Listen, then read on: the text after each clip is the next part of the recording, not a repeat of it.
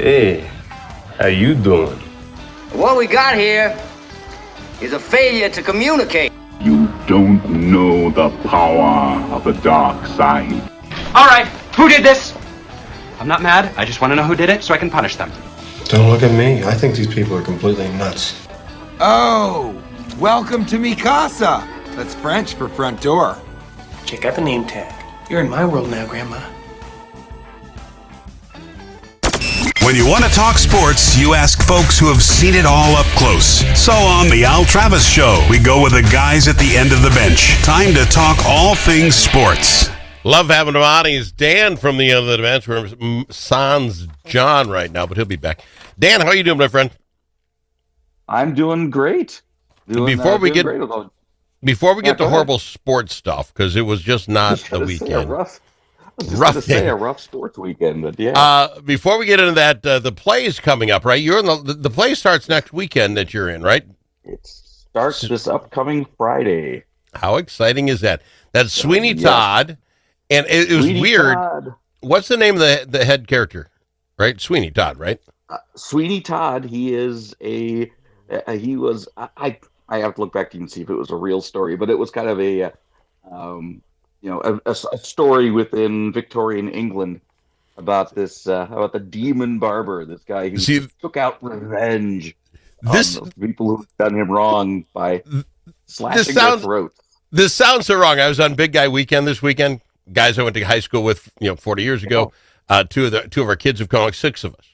And we're all big guys doing our thing, golfing, having cocktails. And Sweeney Todd, the barber of the Ville thing, came up in our conversation. Like, we talked Victorian age. I'm like, I'm looking at this guy. I said, did you just say Sweeney Todd? And we're like, yeah. And I said, oh my God, it's the play. My friends in the play doing that thing. And here we are in Guy Weekend discussing Sweeney Todd. It was very cultural for us, to be quite frank. So anyway, does it normally get that? No, it's never that heady. I don't know how. Anyway, no. If it isn't some random sports knowledge thing, hey, did you know? Nothing like this. Back to the play though. It starts Friday. What's the theater? How do I get tickets? It's a 55 and above deal, right? Not money. 55-8. Anybody. We want everyone to come, but all the players are 55 and up. It is at the Gremlin Theater in St. Paul. That's kind of off of 280 and I-94 in that general vicinity. It's a great playing space. It's a small space, so if you get tickets, I recommend getting them ahead of time. Because it is not a very large playing. There's not a lot of seats. You can get tickets at theater55.org. That's theater with the THEATRE.org. And they've spelled them all wrong back then. What does the last week do? It's funny because I could talk about you being in plays, and that started the whole play conversation, because some of us in our group, I did plays in high school, and so did another one of my friends, and then we kind of talked another friend into, so we went down this play route. What's the last week mean? You're in costume now. You're no longer on book. What does the last week mean for you? It means getting putting on costumes for the first time, makeup possibly for the first time, although that probably won't be until tomorrow or Wednesday. And it's such a small space, we don't do a lot of that anyway. But so we took costumes, props. We're in the actual space for the first time, so a lot of scenes they don't need to. Will you run it top to bottom so that the choreography and the people have to be? Will you run the whole thing? Okay. So all the staging, all the logistics, all the lighting is there's all the different, because we couldn't do anything with lighting cues with lighting. Well, in our old practice space. So there's a lot of they call it Tech Week. Because it's a lot of the technical stuff is getting done at the same time that we're trying to kind of refine exactly, down this scene, I want, this, I love what you're doing. I just wanted to need this to be a little bit cleaner, or, there's a lot of that kind of stuff. So we're off book. It's, so hopefully everybody is ready to roll. I think we should be. It's an exciting but stressful time. Good for you. Okay. We'll talk about it again on Friday when we get you back in here, but that's this coming Friday. We got to talk about the down and the dirty and the ugly, the Minnesota Vikings in in Ireland. The Pittsburgh Steelers beat them 24-21.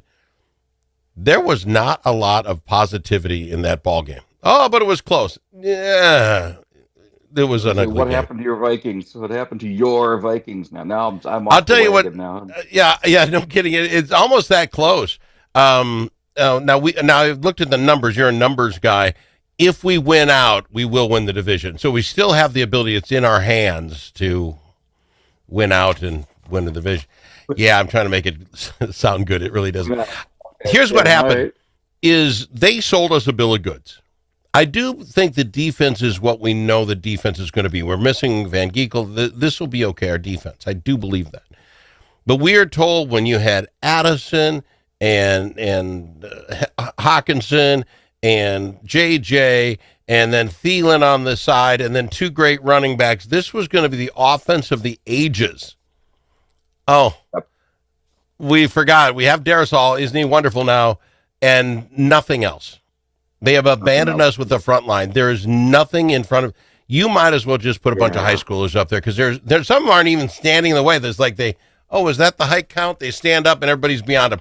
It was so sad. 6 sacks last night. Paper thin offensive line, and Kelly, the center. Oh man, 2nd concussion this season already, and the 5th of his career. He has to quit, right? Is there not a number for concussions where his brain is in jello? I hate to say it, but you have to. Poor guy. Yeah, I think he's got to be done. That's let's say I would be shocked if he's back this season, and I would be not surprised at all if it was just I'm done.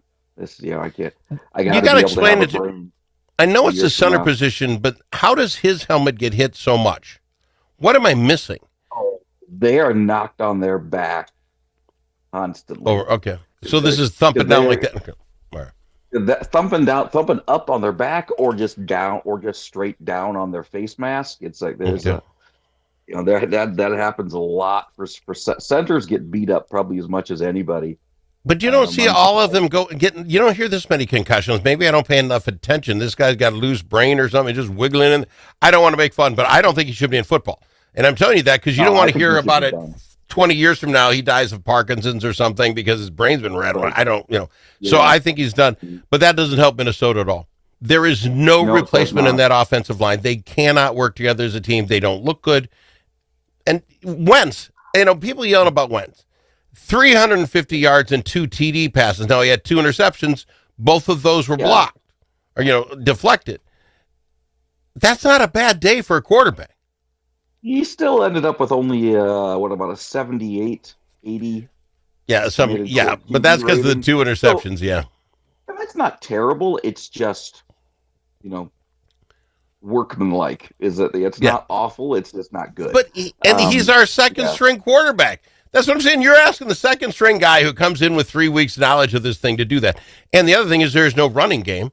So literally they weren't falling for the play fakes. He was getting smothered. The only thing I'd say on my defensive side is they could not stop the run. It was just we couldn't stop. So, and they have not faced a running team like Pittsburgh has got. Yeah. Because it's hardly that. I mean, Rodgers hardly lit them up. I mean, they had the one big play, and that's always my big concern about the defensive backfield, about the DBs, is that they make big plays, but they also they're high risk, high reward. So they will occasionally give up the big play like that, the 80-yard touchdown pass, and that. So. And that Flores defense, because it is complicated, but it's awful soft in the middle, because he honestly thinks everybody can crash to the middle. You get that big number 4, and that guy is Metcalf, whatever. He's huge. Yeah. And he got that on the fly with a perfect pass going 80 miles an hour, and he took a right turn, and it was done. Good play on them. I mean, it just was. But that's the soft spot in our defense. The problem being, Dan, what do we have to look forward to? The offensive line is not going to change. Even if you said the center's out, he's going to, he's done. How do you fly somebody in? Who are you calling off the practice spot in America and say, can you be here by tomorrow so we can get some snaps in? We're stuck up there with no center. Offensive line might be the next hardest besides quarterback just to drop in. Yeah. Because there is so much of working together that's the one hope I would hold out, is that as this group, as it's now formulated, has more time to work together, that maybe they can start gelling. But I'm kind of reaching for straws there, to be honest. Well, and as an example, I don't know if many people remember this play, but we're down on the goal line going to go in, and one of our offensive linemen, there was a screenplay. He wasn't in it. He kind of wandered on too far up the line and got called for being ineligible. And I'm like, how does that work? Because he's a third string guy, and I'm excited, and I rushed up, and there's no one in front of me. So guess what? I was 3 yards up. That's the stuff. That's the stuff that'll crush you. And you don't learn that in a day or two. So I'm quite concerned. You need experience. You need real game experience.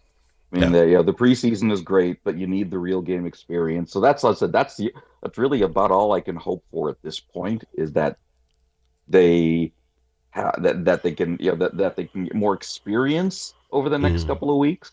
Will help them gel together a little bit. But I mean, even Darisaw got beat a couple of times yesterday, but he can't do it all by himself. A couple of weeks. That's just our last topic before I let you go. The couple of weeks thing. Do you play, if McCarthy's okay, JJ's okay, do you not let him in this Cleveland game as an opportunity to get a couple of more reps? Do we go with what we've got and then take the week off and then have that kid come back in here with the gauntlet of 4 of the toughest teams we're going to play? I don't think that's fair. Put your coach's hat on. You go, JJ, how's the ankle? You want to try Cleveland out? I think you get JJ back in there as soon as you deem him healthy enough. That's all and it's not because they're like desperate for the he's not like he's that much better than Wentz. We just honestly don't know that yet. Yeah. But we have to figure it out. We have to figure out if what we've truly got there. And we need a healthy JJ because obviously the receivers did their job yesterday. Oh yeah. How much more ask of Jefferson and Addison? No, absolutely correct. One good note, I don't know if anybody stayed up to watch it, but the Packers tied last night with missing of a field goal. The Packers tied 40-40 against the Cowboys, so they are 2-1-1, only a half game ahead of us. That, you mark my words, Dan, at the end, and I don't know how this is going to work. Right now I feel that's going to work in our favor. We're going to be ahead of the Green Bay Packers by 1/2 a game at the end of the season. That's what I'm predicting now. Is that not fair? Is that okay? How many times do you see a half game difference in the NFL? You just don't. That is so funny. When's the last time you saw a tie in a regular season game? Buddy, it does not come to mind. We could look it up. I got to go to break real quick because we got to talk about your Lynx and the Twins. We'll do it right after this. Dust from livestock buildings can be harmful to your animals and to you. Coughing animals can lead to costly vet visits and other serious health problems. Now there's an environmentally safe solution for your dust problems. It's called DustLock. DustLock can control the dust all summer long with just one application. Protect your animals and your health with DustLock. Learn more at dustlock.com. Do you have a closet full of old videos, photos, slides, or films? Regain that space and preserve those memories for future generations. Visit archivinglifemedia.com or call 952-829-8018. See how safe and simple it is to digitize all your media. Gain peace of mind knowing that all those important memories will be saved and can be seen and shared again. Do it today. Check out archivinglifemedia.com or give them a call, 952-829-8018.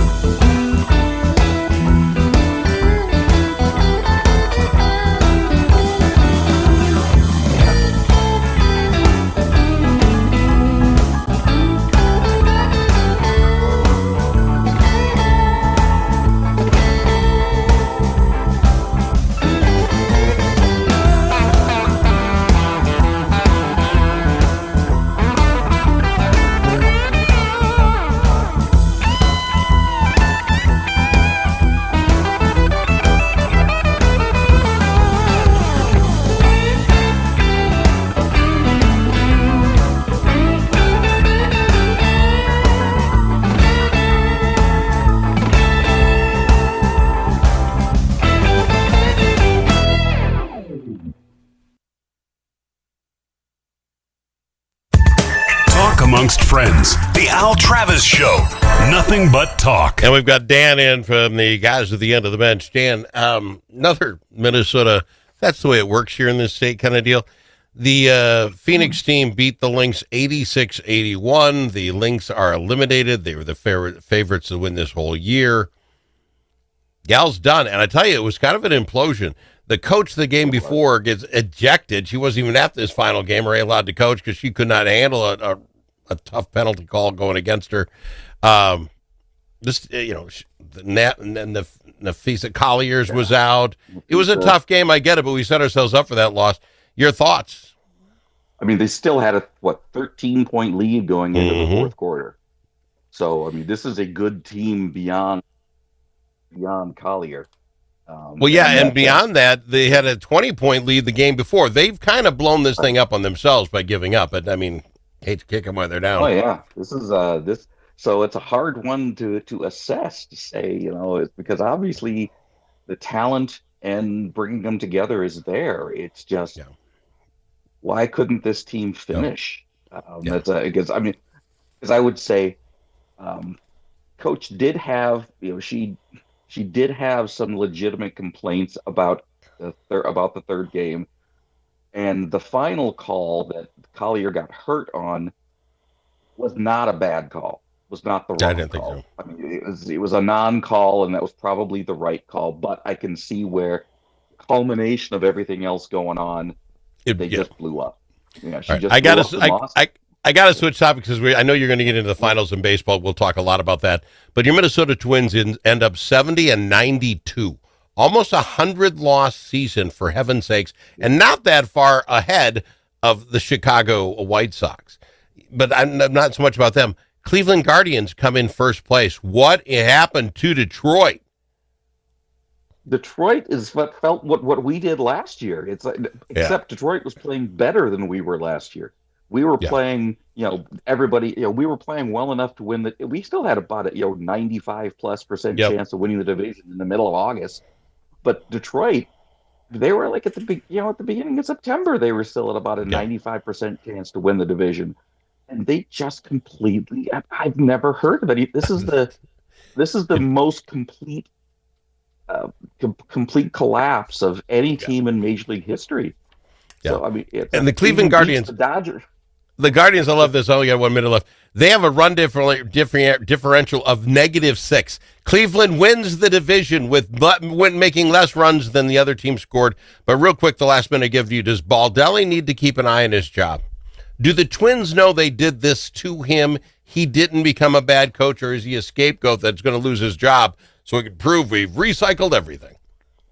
I think he's I think he's going to be a scapegoat. And that is so wrong.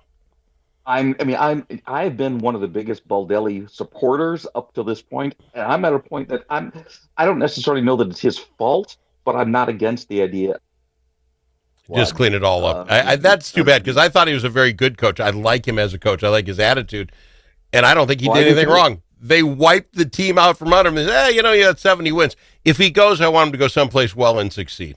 I like that guy. It got fun, though, when they became a running, aggressive team. That was kind of fun. So. Yeah. We got to fly, my friend. Right. I'll see you on Friday, the eve of the play. We'll talk about it then. Appreciate you being here. All right. See ya. Yep, right. Dan, the guy at the end of the bench.